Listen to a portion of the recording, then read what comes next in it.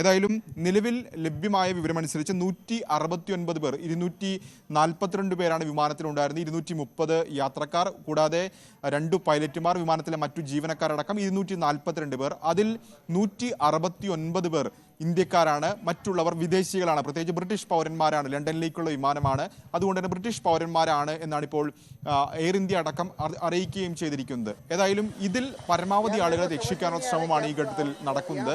40 മരണം ഈ ഘട്ടത്തിൽ സ്ഥിരീകരിക്കുകയും ചെയ്തിട്ടുണ്ട്. സ്വാഭാവികമായും മരണസംഖ്യ ഇനിയും ഉയരാൻ സാധ്യതയുണ്ട്. അതിന് പ്രധാനപ്പെട്ട കാരണം ഒന്ന്, ഇത് നിയന്ത്രണം നഷ്ടപ്പെടുകയും അതിനുശേഷം ഇത് മരത്തിൽ തട്ടുകയും ചെയ്തു. ആ ദൃശ്യങ്ങൾ തന്നെ നമ്മൾ കണ്ടതാണ്. പ്രത്യേകിച്ച് അഗ്നിഗോളമായി ഈ വിമാനം മാറുന്നു.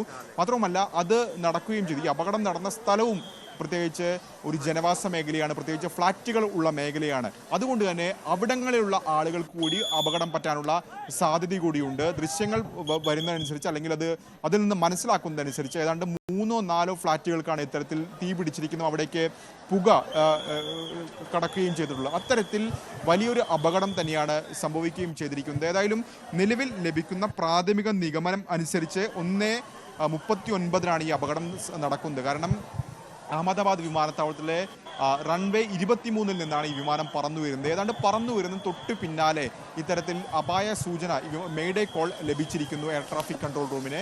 സ്വാഭാവികമായും ഇത്തരത്തിൽ അറിയിപ്പൊക്കെ തന്നെ ലഭിക്കാറുള്ളത് ഏതെങ്കിലും തരത്തിൽ അപകടം സംഭവിക്കുമ്പോൾ അല്ലെങ്കിൽ അപകട സാധ്യത ഉള്ളപ്പോഴാണ്. പക്ഷേ അതിനുശേഷം ഒരു അറിയിപ്പും വിമാനത്തിൽ നിന്നുണ്ടായില്ല എന്ന് മാത്രമല്ല, വിമാനവുമായി ബന്ധപ്പെടാൻ കഴിഞ്ഞില്ല എന്നുകൂടി എയർ ട്രാഫിക് കൺട്രോൾ റൂം സ്ഥിരീകരിക്കുകയും ചെയ്തിട്ടുണ്ട്. അതിന് തൊട്ടു പിന്നാലെ ഈ വിമാനം അപകടത്തിൽപ്പെടുകയും ചെയ്തു. വിമാനത്താവളത്തിൽ നിന്ന് ഏതാണ്ട് അത്ര അകലില്ലാത്ത സമീപ പ്രദേശത്തോട് ചേർന്ന് കിടക്കുന്ന മേഖലയിൽ തന്നെ അപകടത്തിൽപ്പെടുകയും ചെയ്തിരിക്കുന്നു.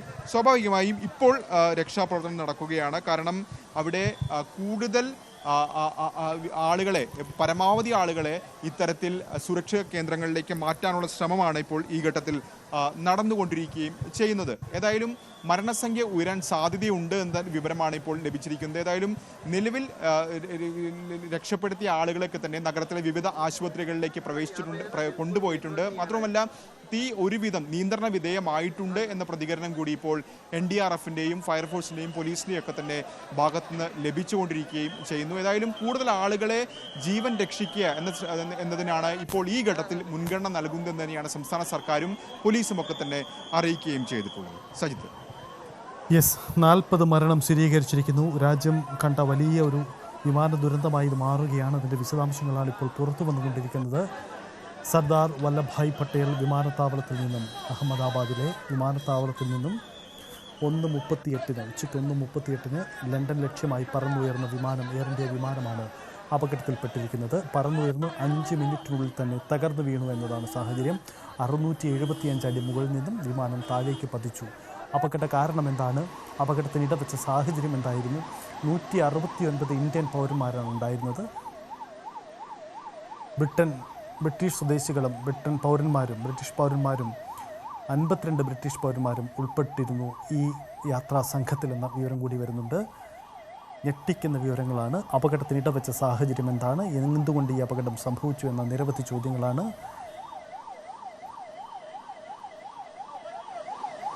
ജനവാസ മേഖലയ്ക്ക് മുകളിലേക്ക് വിമാനം ഇടിച്ചിറങ്ങുകയാണ് ചെയ്തത്. അതാണ് ഇത്ര വ്യാപ്തിയുള്ള ഒരു വലിയ അപകടമായി ഇത് മാറുന്നത്.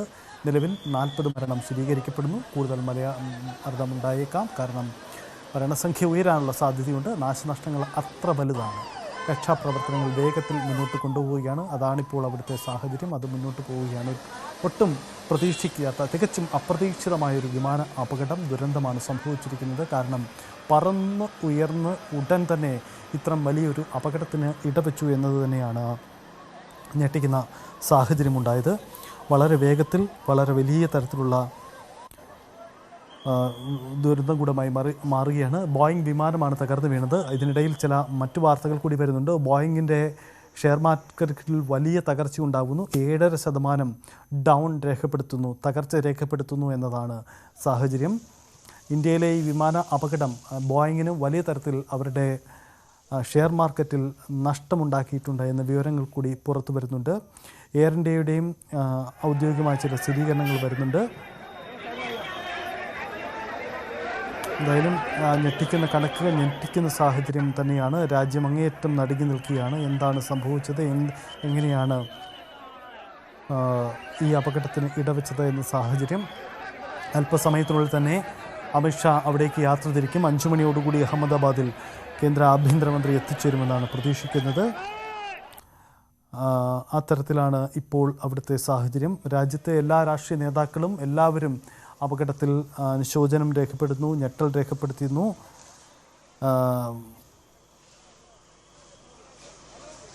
എയർ ഇന്ത്യയുടെയും ഔദ്യോഗികമായ സ്ഥിരീകരണങ്ങൾ ഇക്കാര്യത്തിൽ വന്നിട്ടുണ്ട്. 242 പാസഞ്ചേഴ്സ്, ക്രൂ മെമ്പേഴ്സ് ഉൾപ്പെടെ 242 പേരാണ് വിമാനത്തിലുണ്ടായിരുന്നത് എന്ന കാര്യം അദ്ദേഹം എയർ ഇന്ത്യയും വ്യക്തമാക്കുന്നുണ്ട്. 169 ഇന്ത്യൻ പൗരന്മാരും 53 ബ്രിട്ടീഷ് പൗരന്മാരും 1 Canadian national and 7 Portuguese nationals. ഇതാണ് ഇപ്പോൾ പുറത്തു വരുന്ന വിവരങ്ങൾ. 169 ഇന്ത്യൻ പൗരന്മാരും 53 ബ്രിട്ടീഷ് പൗരന്മാരും, ഒരാൾ കനേഡിയൻ സ്വദേശിയാണ്, കനേഡിയൻ പൗരനാണ്. 7 പോർച്ചുഗീസ് പൗരന്മാരും ഉൾപ്പെടുന്നതായിരുന്നു ഈ വിമാനത്തിലെ യാത്രാ സംഘം. അതാണിപ്പോൾ ഇത്ര വലിയ അപകടത്തിലേക്ക് വഴിവെച്ചിരിക്കുന്നത്.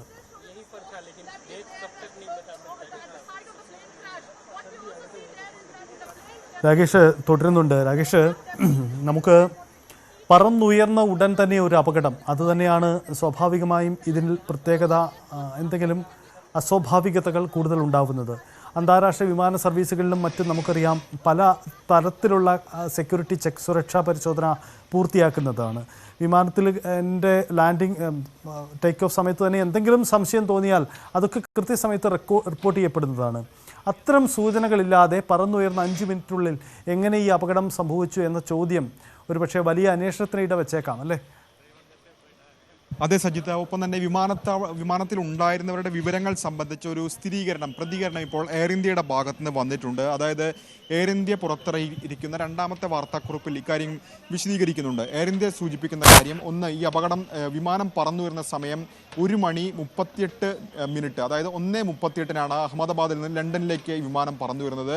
242 യാത്രക്കാരും ഒപ്പം തന്നെ ക്രൂ മെമ്പേഴ്സും അടക്കം 242 പേർ വിമാനത്തിലുണ്ടായിരുന്നു. ബോയിങ് 787 8 എയർക്രാഫ്റ്റ് എന്നാണ് ഇപ്പോൾ എയർ ഇന്ത്യ അറിയിച്ചിരിക്കുന്നത്. ഇതിൽ 169 പേർ ഇന്ത്യക്കാരാണ്, 53 പേർ ബ്രിട്ടീഷ് പൗരന്മാരാണ്, ഒരാൾ കനേഡിയൻ പൗരനാണ്, ഒപ്പം തന്നെ 7 പോർച്ചുഗീസുകാരും ഉണ്ടായിരുന്നു എന്നാണ് ഇപ്പോൾ അറിയിച്ചിരിക്കുന്നത് എയർ ഇന്ത്യ. ഒപ്പം തന്നെ രക്ഷാപ്രവർത്തനം നടക്കുന്നു, പരിക്കേറ്റവരെ ആശുപത്രിയിൽ എത്തിക്കാനുള്ള ശ്രമങ്ങൾ തുടരുന്നു തുടങ്ങിയ കാര്യങ്ങളാണ് ഇപ്പോൾ ഏതായാലും എയർ ഇന്ത്യ അറിയിക്കുകയും ചെയ്തിട്ടുള്ളത്.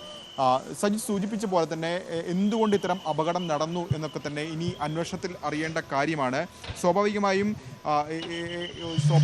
ഇതിനു മുമ്പ് തന്നെ, യാത്ര പുറപ്പെടുന്നതിന് മുമ്പ് തന്നെ അത്തരത്തിലുള്ള സാങ്കേതിക പരിശോധന ഒക്കെ തന്നെ സ്വാഭാവികമായും നടക്കാറുള്ളതാണ്. പ്രത്യേകിച്ച് ലണ്ടനിലേക്കുള്ള അല്ലെങ്കിൽ ദൈർഘ്യമേറിയ യാത്ര പോകുന്ന ഒരു വിമാനമാണ്. അപ്പോൾ സ്വാഭാവികമായും അത്തരം പരിശോധനകൾ തന്നെ നടക്കാറുള്ളതാണ്. പക്ഷേ എന്താണ് സംഭവിച്ചത് തുടങ്ങിയ കാര്യങ്ങളിലൊക്കെ തന്നെ ഇനി അന്വേഷണം നടക്കേണ്ടിയിരിക്കുന്നു. ഏതായാലും ഈ ഘട്ടത്തിൽ അന്വേഷണം പ്രഖ്യാപിക്കുകയും ചെയ്തിട്ടുണ്ട്. അതായത് director general of aircraft accident investigation bureau AIIB ഇത് സംബന്ധിച്ച അന്വേഷണം നടത്തും എന്നാണ് ഇപ്പോൾ വ്യോമയാന മന്ത്രാലയ വൃത്തങ്ങൾ ഈ ഘട്ടത്തിൽ അറിയിക്കുകയും ചെയ്തിട്ടുള്ളത്. ഒപ്പം സ്വാഭാവികമായും DGCAയുടെ ഭാഗത്തുനിന്നും ഒരു അന്വേഷണം ഉണ്ടായേക്കാം.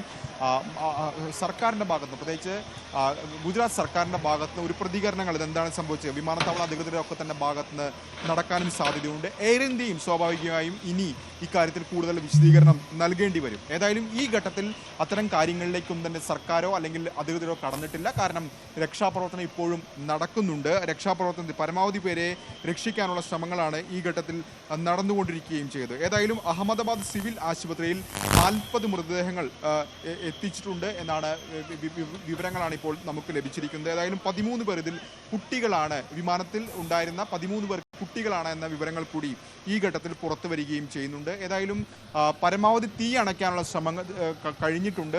അപ്പോൾ കൂടുതൽ പേരെ പുറത്തെടുക്കാനും അവരെ രക്ഷപ്പെടുത്താനുള്ള ശ്രമങ്ങളുമാണ് ഈ ഘട്ടത്തിൽ നടന്നുകൊണ്ടിരിക്കുന്നത്. ഏതായാലും മരണസംഖ്യ ഉയരാനുള്ള സാധ്യത തന്നെയാണ് നിലവിലുള്ളത്. പക്ഷേ ഈ ഘട്ടത്തിൽ നമുക്ക് ലഭ്യമാകുന്ന വിവരം 40 മൃതദേഹങ്ങൾ അഹമ്മദാബാദ് സിവിൽ ആശുപത്രിയിൽ ഉണ്ട് എന്നാണ്. അത്തരം സ്ഥിരീകരണം മാത്രമാണ് ഇപ്പോൾ അധികൃതരുടെ ഭാഗത്തുനിന്നും ഉണ്ടാവുകയും ചെയ്തിട്ടുള്ളത്. ഏതായാലും പ്രാഥമിക വിവരം അനുസരിച്ച് വിമാനത്തിന് സംഭവിച്ചിരിക്കുന്ന പറഞ്ഞിരിക്കുന്നത് അത് എഞ്ചിൻ തകരാറാണ്, അത്രയും സാങ്കേതിക തകരാറാണ് എന്ന് തന്നെ പറയേണ്ടിയിരിക്കുന്നു. കാരണം ഇത് പറന്ന് ഉയർന്ന ഉടനെ തന്നെ ഇത്തരത്തിൽ നിയന്ത്രണം നഷ്ടപ്പെടുകയായിരുന്നു. കാരണം ഇപ്പോൾ അവിടെ നിന്ന് അഹമ്മദാബാദിൽ നിന്ന് പുറത്തു വരുന്ന ചിത്രങ്ങളൊക്കെ തന്നെ നോക്കുകയാണെങ്കിൽ ഒരു കെട്ടിടത്തിൻ്റെ മുകളിൽ വിമാനം തട്ടിയതുപോലുള്ള അല്ലെങ്കിൽ അത്തരം ചിത്രങ്ങളൊക്കെ തന്നെ പുറത്തു വരികയും ചെയ്തിട്ടുണ്ട്. അപ്പോൾ വിമാനത്താവളത്തോട് വളരെ അടുത്ത് ചേർന്ന് കിടക്കുന്ന ജനവാസ മേഖലയിൽ തന്നെ, കാരണം വിമാനത്താവളത്തിൻ്റെ കോമ്പൗണ്ട് എന്ന് പറയുന്നത് ഏക്കർ കണക്കിന് വരും, സ്വാഭാവികമായും അതിനോട് ചേർന്ന് കിടക്കുന്ന ഇത്തരത്തിലുള്ള ഫ്ലാറ്റുകൾ ഒക്കെ തന്നെയുള്ള പ്രദേശത്താണ് ഇത്തരം ഒരു അപകടം സംഭവിച്ചിരിക്കുന്നത് എന്ന് വേണം ഇതിൽ നിന്ന് മനസ്സിലാക്കാൻ. ഒപ്പം തന്നെ ആ പ്രദേശത്ത്, അതായത് ഈ പുകയടക്കം തീ പടർന്ന പ്രദേശത്ത് തന്നെയാണ്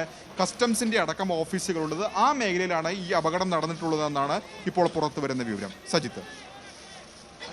യെസ്, അതാണ് ഇപ്പോൾ പുറത്തു വരുന്ന വിവരം. അതുകൂടിയാണ് ഞെട്ടിക്കുന്ന ഒരു കാര്യം.